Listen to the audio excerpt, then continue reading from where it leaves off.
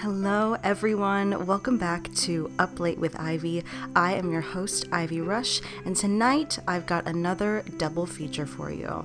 I have two stories that weren't quite long enough to have their own individual videos, so I decided to put them together, and I'm really excited for you to hear them. So let's go toe-to-toe with our Sunday Scaries and get right into it.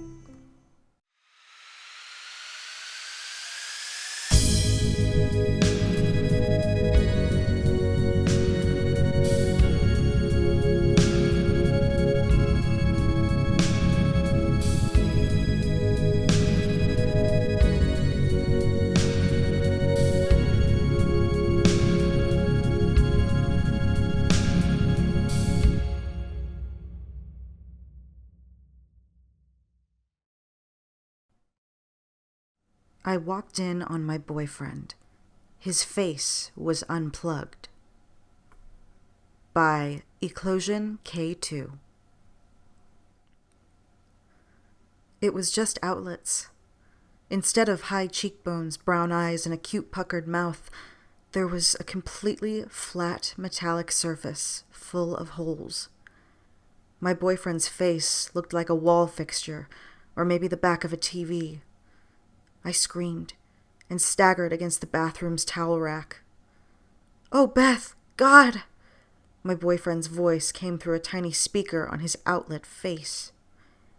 He grabbed a fleshy oval he was drying in the sink and pressed it against his head.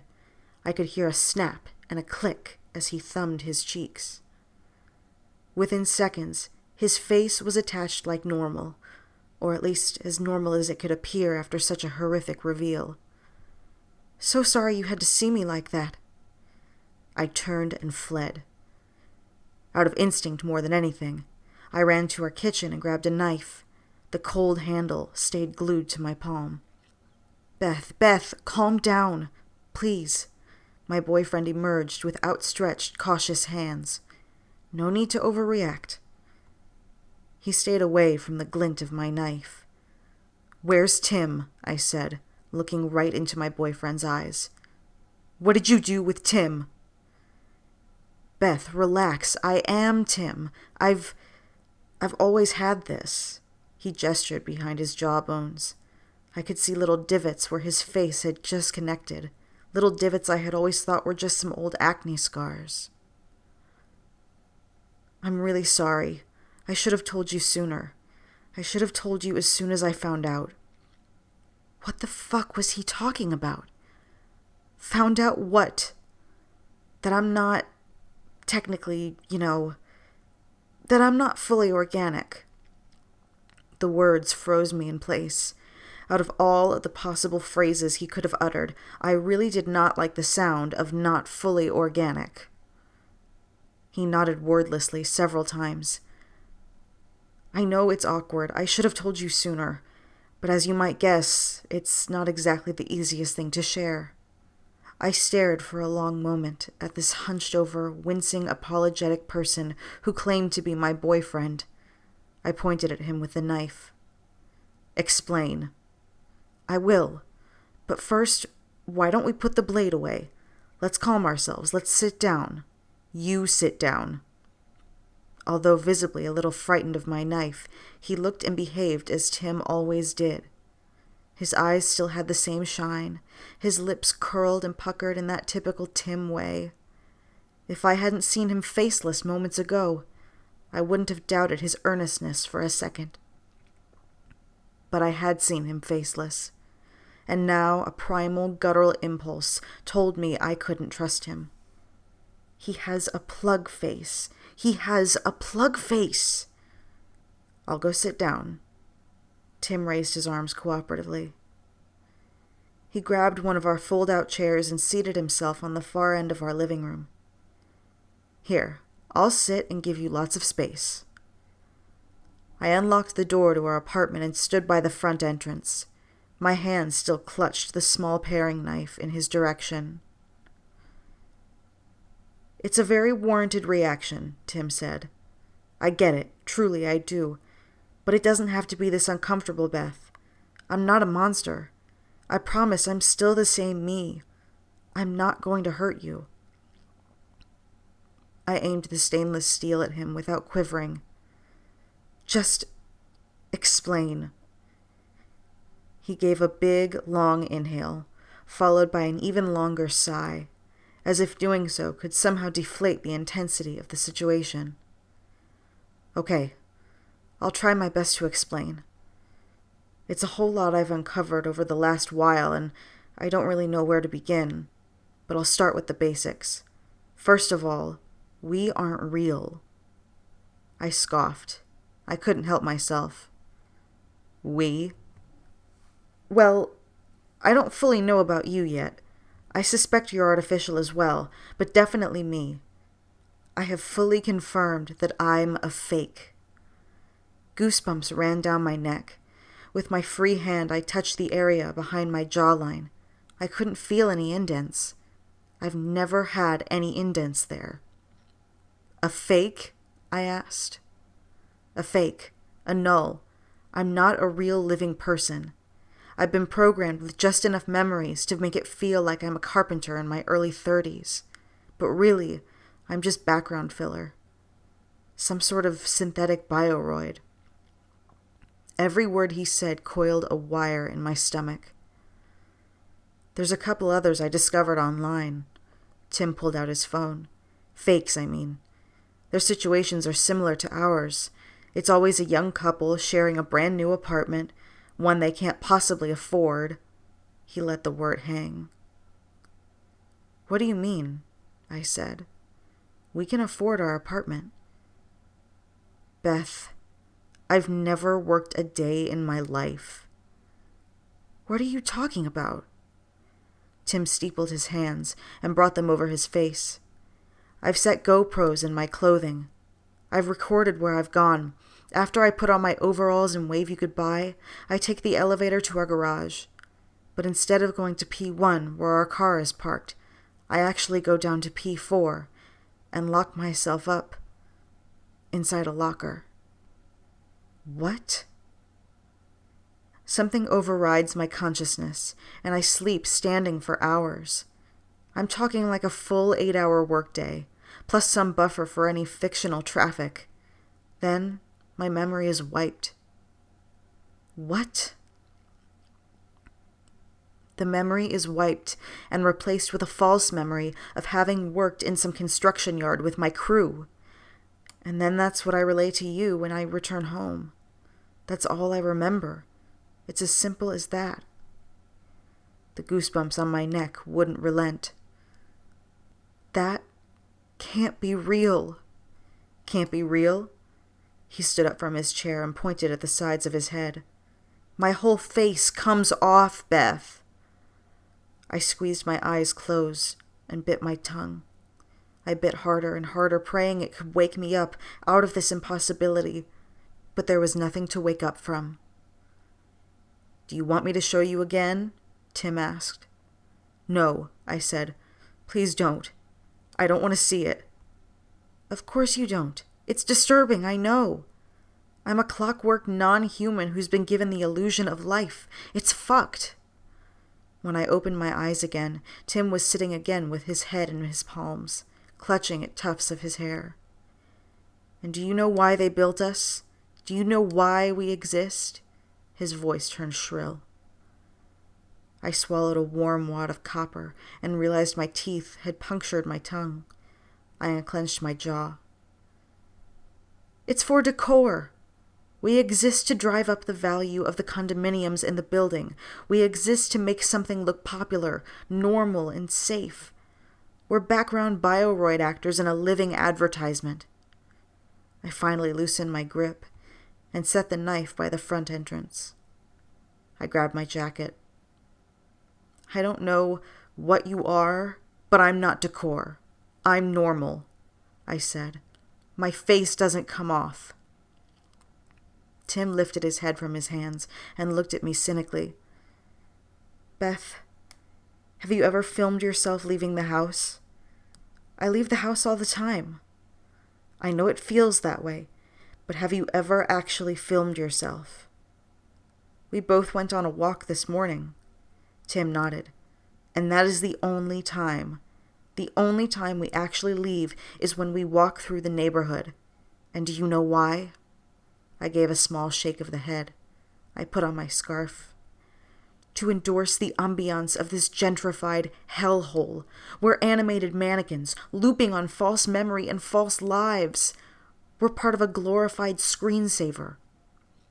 That's not true. I opened the door and got ready to leave. I walk for my knee. I take walks close by because my physiotherapist said it was good for my knee. I don't walk because I'm decor. You can justify it however you want, Beth. Tim crossed over from his chair. But chances are that every physio appointment, every evening out with friends, every memory of the mall is just an implant in your head. You're wrong, and my face does not come off.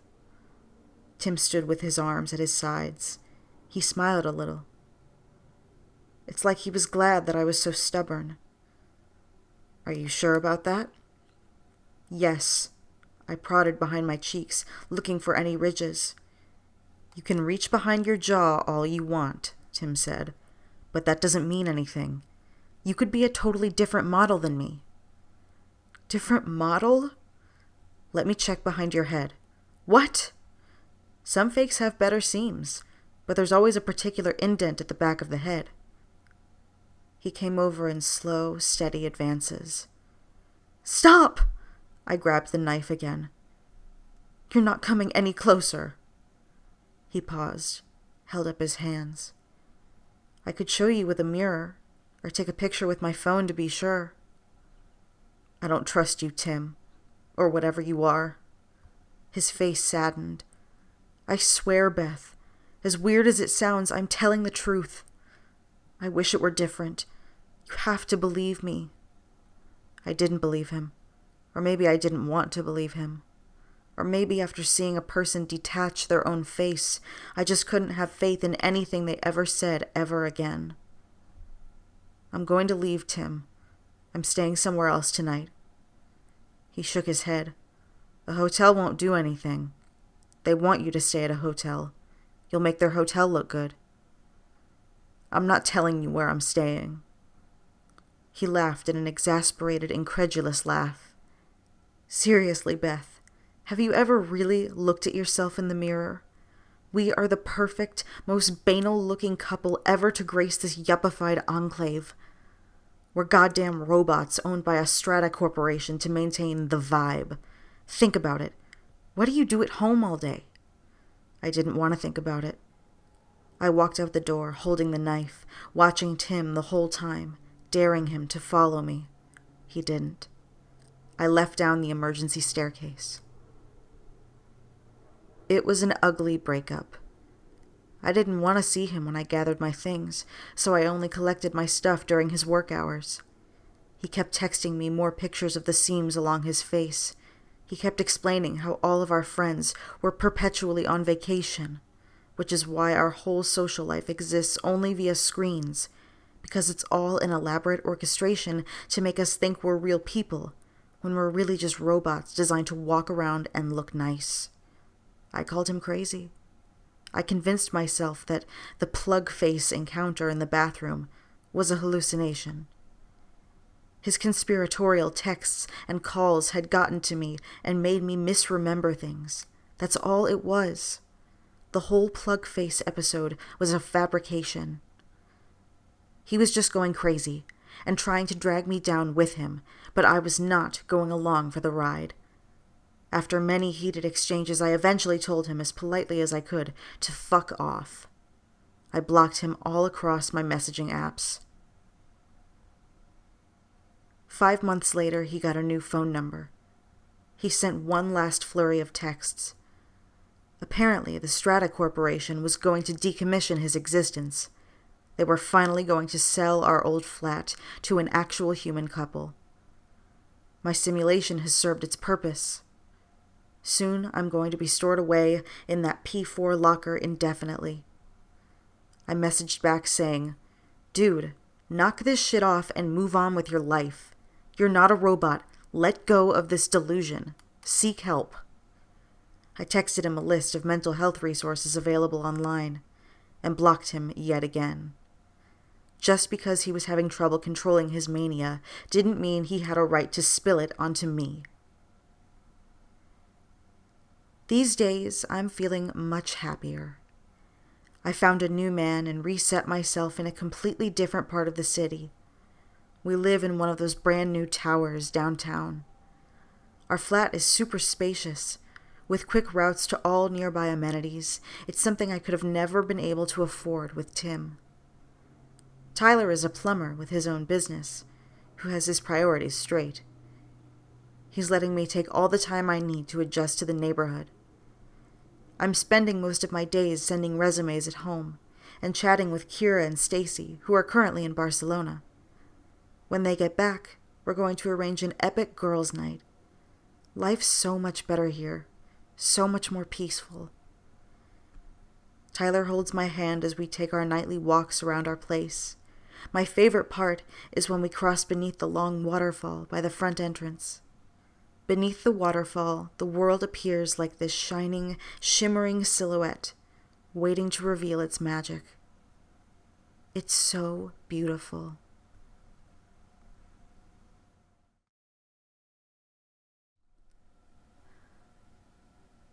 When we moved into our house, we found a calendar on the wall. Every year, the same 3 days are marked, "Don't Go Out," by Blade Runner 3027. My husband, Toby, and I might not have even noticed it for a while if we hadn't moved into our new house early in the year. Moving in the crisp, frigid air of early February was much preferable to wiping sweat from our brows whilst we hauled box after box from vans parked outside during the summer, as we had many years prior. We walked through the giant oak doors that beckoned us into what we hoped would be our forever home and beyond the hallway into the living room when my husband quipped, "Was that there before? When we had our viewing?" I quickly scanned the space before me and shot him a confused look. I never did have good eyesight, nor was I the most observant person. He raised a hand and pointed towards the wall directly opposite us, where a large calendar faced us. The place was unfurnished because we wanted to make it fully our own, and the moving company could only deliver our stuff the day after moving, so there wasn't anything to see beyond the bare-bones skeleton of the house when we had our viewing. It did look out of place amongst the naked walls, but I still didn't take much note of it. For whatever reason, though, my husband did and dropped the bag strapped along his shoulder to take a look. Again, it may have been my eyesight, but he seemed to spot the dark red circle around one of the dates from where we were originally standing. "Hey, what do you reckon that date is marked for?" he wondered out loud. I walked up beside him and took a look for myself. "I don't know. Maybe it's a birthday or something?" I spoke, my tone indicating my tiredness and desire to just go to bed. "Yeah, maybe. But what's that doing here? It wasn't here for the viewing, and some dude's birthday has nothing to do with us," Toby said, ever inquisitive. Overly so when I was already tired.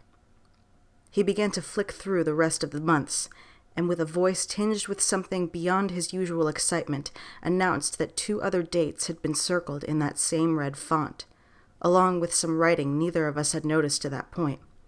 He always did love a good mystery, no matter how small. 3 dates were marked across the year and into the next, and the next. February 6th, June 19th, September 21st. "Don't Go Out," faintly written beneath each. Despite my reluctant intrigue and notice of his atypical demeanor, I told him that as much as I enjoyed diving into rabbit holes with him, I was too tired to play the guessing game that night, and we promptly carried our suitcases and backpacks up to the master bedroom and got ready for bed. The next morning, I woke up to Toby sitting on the couch from our old place the movers must have delivered and arranged as paid for while I was still asleep. He was facing the calendar and scrawling something into a notepad. As my footsteps came within his earshot, he looked up at me, and with that ever-comforting smile that never failed to reach his eyes, welcomed me into our new living room. Only the basics of our old furniture were arranged, and we still needed to organize a lot of the more aesthetic stuff ourselves. But it felt like home. After a brief conversation, he got down to business. He had already exhausted his search for a connection between the 3 dates and was trying to find one himself. I'd lived with and loved my investigative Toby for many years, but I'd never seen him like this. It was obsession at first glance. As I have admitted, the entire thing stirred up a quietly ominous curiosity within me, too. Something wasn't quite right with that calendar. Why those dates? Why couldn't we go out? Ever a head-in-the-sand skeptic, I put it down to a joke of some sort, or something left behind by somebody between our viewing and moving dates. I told myself and Toby over and over, the simplest explanations are always closest to the truth.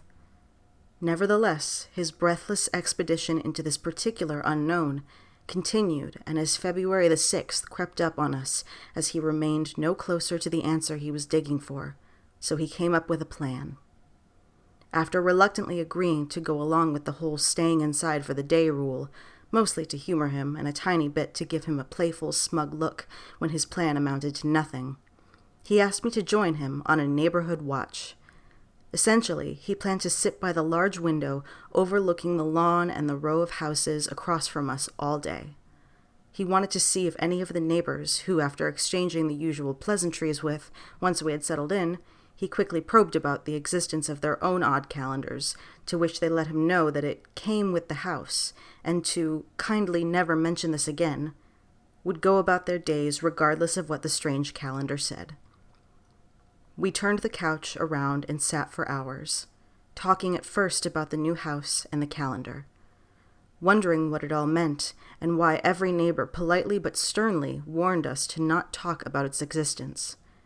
As the day went on and we grew bored of the guessing game and the silent street we looked out onto, we moved on to recalling the day we met and the many days we'd had together since. It became romantic, intimate. The two of us sitting there, entangled in a conversation like that against a scene of life in a sleepy, peaceful suburb. But then Mr. Hudson from across the street went outside.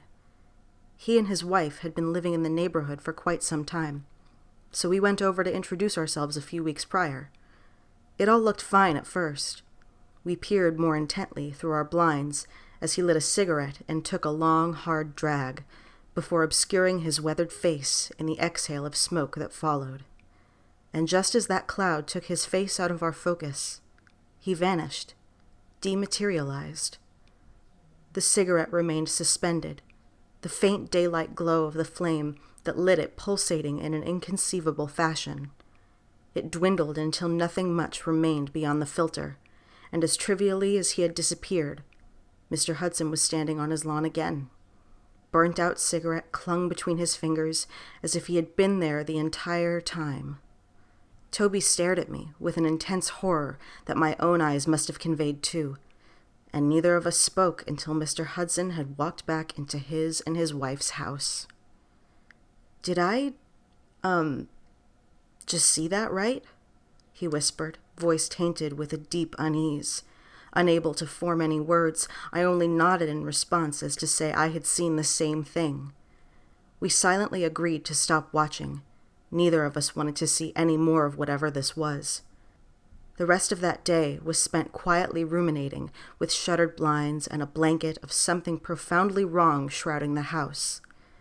After far too long, February the 7th finally unshackled us, and with much trepidation, we decided to take the short walk across the street. We needed to talk to the Hudsons. Just as soon as the final echo of my knock rang out, Mrs. Hudson's kind old lady demeanor greeted us. "What a pleasant surprise!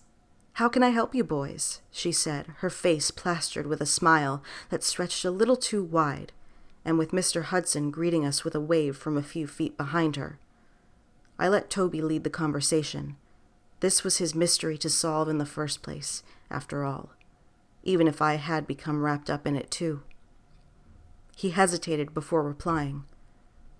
"We're sorry to bother, Mrs. Hudson, but did Mr. Hudson leave the house yesterday? We, are a little concerned about something we saw." She remained steadfast in maintaining her outward appearance, but something in her eyes stirred. Her reply was subtly tinted with fear, subtly enough that neither of us would have caught it if not for the equally subtle change in her eyes. But still she replied, "My Bill? No, sweetie, I'm afraid you must be confused," before craning her neck backwards and loudly asking, "Bill, will you turn off the stove, please? We don't want our favorite soup to burn, do we?" After which, Mr. Hudson disappeared from the background of our view into the hallway. And in that sliver of opportunity she had conjured, she spoke to us with a tone of the utmost urgency. "The Whispers'll get you. Leave before they do, or it'll be too late." Mr. Hudson reappeared, faster than he should have, and must have caught the dread-filled looks on our faces, because he asked if we were okay, if we wanted to come in for some soup. "It'll damn sure make you look better," he proclaimed. We declined, said goodbye as politely as we could manage, and struggled through unsteady legs to make the walk back across the street before closing and locking the front door. The next night, as we watched the house across the street from us once again, all of the lights behind the curtained windows shimmered on and off for untold minutes, before finally sputtering off and staying that way. We never saw Mrs. Hudson again. Our calls to the police after days of imitating the ill-fated neighborhood watch not long prior yielded no results. In fact, they reassured us after a visit that no Mrs. Hudson ever existed. William Hudson inherited the house from his father and never married. If we hadn't had each other and our collective experience to rely on, I don't believe either of us would have remained particularly convinced of our own sanity. We wanted to heed Mrs. Hudson's advice, but we had just bought the place. Still, we quietly searched for a new home. Neither of us wanted to be here for the next marked date, but then the whispers started. Only one of us heard them, and it wasn't me. I held Toby in my arms when he woke up screaming. I comforted him when he heard voices from within the walls. I put the house up for sale and began to pack our things when he stopped being able to function. All he could do was listen to the whispers. He said they beckoned him outside, told him something wonderful was waiting for him out there. And all he had to do? Unlock the front door and step outside to see it all for himself. Yesterday was June the 19th, our second marked day together. I tried so hard to stop him, but he's always been the bigger one, the stronger one. He got past me anyway. I watched as he flickered out of this existence and into somewhere else, and I watched as he came back. I didn't see him come back into the house. As suddenly as he was outside, he was beside me, inside. He smiled at me, as if he hadn't seen me in many years. But for the first time, that familiar smile didn't reach his eyes.